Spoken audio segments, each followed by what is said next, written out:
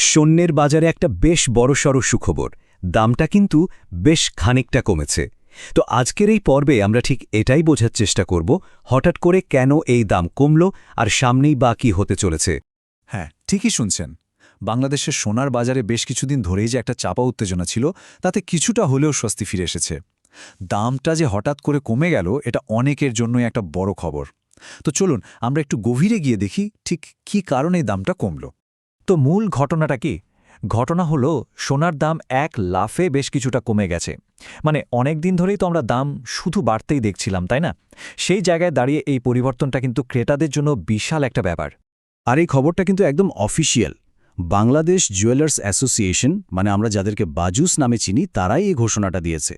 আর সবচেয়ে বড় কথা হলো, এই নতুন দাম কিন্তু সাথে সাথেই কার্যকর হয়ে গেছে। এখন প্রশ্ন হলো, দামটা ঠিক কতটা কমল? শুনলে অবাক হবেন, সবচেয়ে ভালো মানের সোনা মানে ২২ ক্যারেট সোনার দাম প্রতি ভরিতে কমেছে ২,২১৬ টাকা। এটা কিন্তু বেশ বড় একটা অ্যামাউন্ট। মানে যারা সোনা কেনার কথা ভাবছিলেন, তাদের জন্য এটা দারুণ একটা সুযোগ।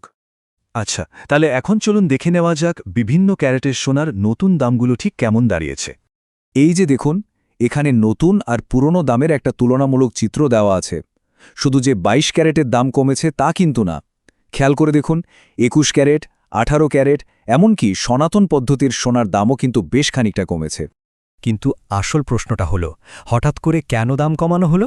মানে এর পেছনে নিশ্চয়ই কোনো কারণ আছে, তাই না? চলুন সেই কারণটাই খুঁজে বের করা যাক।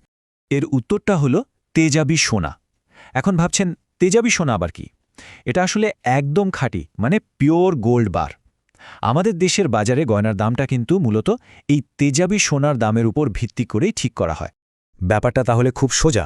যখনই আমাদের দেশের বাজারে এই তেজাবি সোনার দাম কমে যায়, জুয়েলার্স অ্যাসোসিয়েশন মানে বাজুস সেই দাম কমার সুবিধাটা সরাসরি ক্রেতাদের কাছে পৌঁছে দেয়।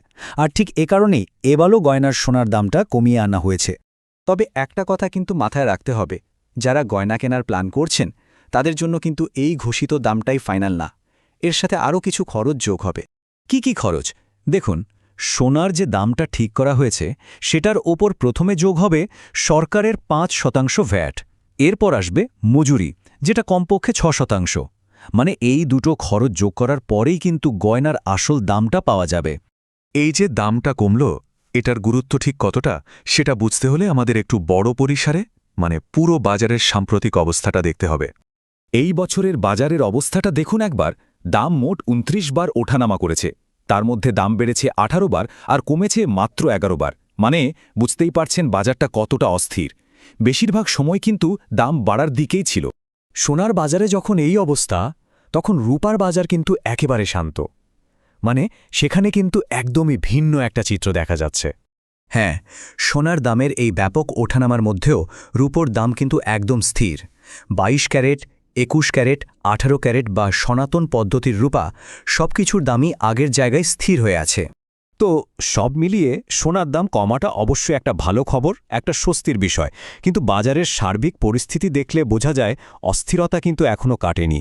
আর এটাই আমাদের একটা বড় প্রশ্নের সামনে এনে দাঁড় করায়, এই যে এত ওঠানামা, এরপর সোনার দামের ভবিষ্যৎটা আসলে কোন দিকে যাচ্ছে।